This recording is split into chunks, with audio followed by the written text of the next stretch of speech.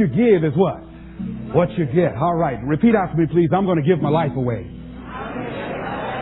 Because what you give is what you get. Shake somebody's hand on your right and left and say, share some happiness.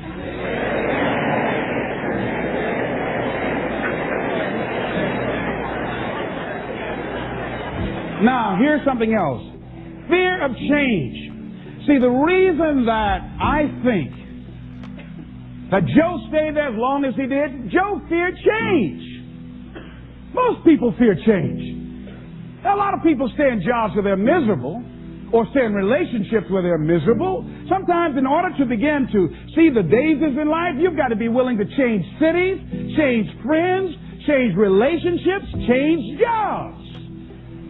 See, after a while, you get bored doing the same old thing in the same old way, day in and day out. Human beings were designed to achieve. And when you're not on a path of developing your greatness and growing and being more productive and being more effective, then your life literally becomes depressing, just like Joe.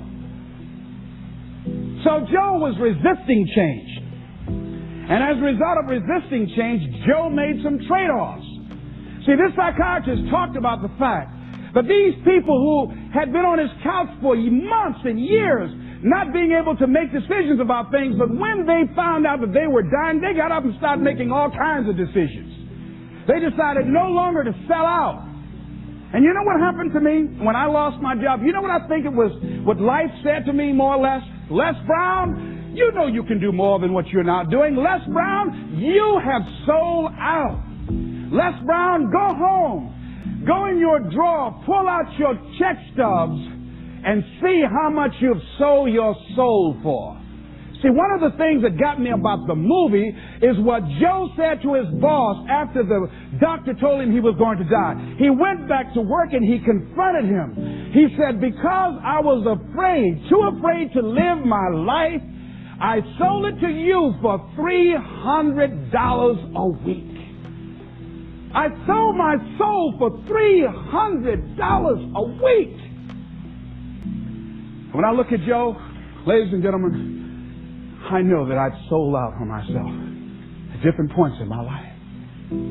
And when you go home and you look at, if your life is not what you want it to be, if you're not living the way that you want to live, if you're not experiencing what you want to experience, if it's not giving you what you want, you've got to ask yourself, what have I sold my soul for?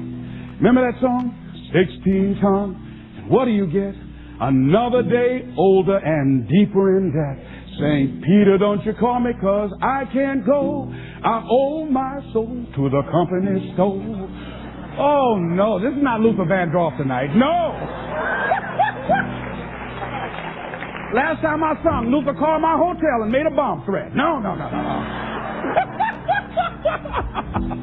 That song is depressing, ladies and gentlemen. But many of us have sold our souls for a home in the suburbs or a brand new car or 3 meals a day and a roof over our heads. Or because we want to be popular with our friends. See, when you decide to make a change, it's challenging. But there's going to be some resistance. Everybody is not going to agree with that. There's a price to pay. Am I right? See, when I had to think about getting a divorce, it was time for me to grow. And sometimes you stay in a situation too long. Many times you say, well, I need to do it for the kids. Well, see, staying there too long can be harmful to the kids. I had a friend of mine who finally got a divorce after agonizing it. She said, I stayed there as long as I did for the kids. She said, but if I had it to do over again, I would have left sooner because it wasn't healthy for them. And it wasn't healthy for me. Many of us stay in jobs where it's no longer good for us to be there. But because we can't see ourselves having the capacity to do more and to achieve more and can't see life after that job, we stay there as victims, volunteer victims. Because nobody's making us do it. We volunteer to be victims. We volunteer not to be in charge of our destiny. We volunteer. We willingly do it. If you're going to sell out, don't do it in a hurry. Do it slowly. Let somebody come and have to take it from you. Don't just give it up willingly. And that's what Joe had done. Thinking about a guy who he had everything going for him. Went to Harvard, became a lawyer, joined a large, prestigious law firm, married the perfect wife, had children. And guess what? He was going through the motions day in and day out, but it wasn't giving him what he wanted out of life. He was going through an act. He was acting out a role. And one day, he couldn't get out of bed. He was just there in bed, couldn't get up, paralyzed.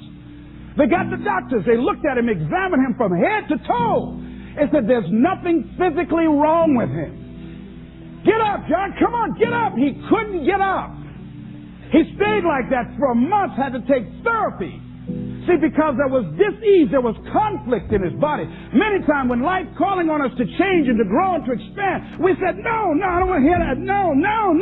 We resist that. So we can go back to that lifestyle of mediocrity. We resist that change, that growth. We go back so we can go back to sleep. Winston Churchill said the truth is incontrovertible. Malice may attack it, ignorance may deride it, but at the end, there it is. Carlyle said, truth crushed the earth shall rise again. And we know Scripture says, ye shall know the truth, and truth shall set you free. But the truth that will set men free is the truth that men don't want to hear. So we don't want to hear. You got to change. You got to take responsibility for your stuff. You got to clean your act up. You are not your act. You need to get your life together. We don't want to hear that. We want to talk about the circumstances. We want to talk about how bad things are, why we can't do it. See, that's where Joe was. So what we have to do is decide to live with integrity in our relationships and the things that gives our lives some meaning. Stop pretending and decide to become real. Decide that we're not going to trade off, because we don't realize what we have in our hands.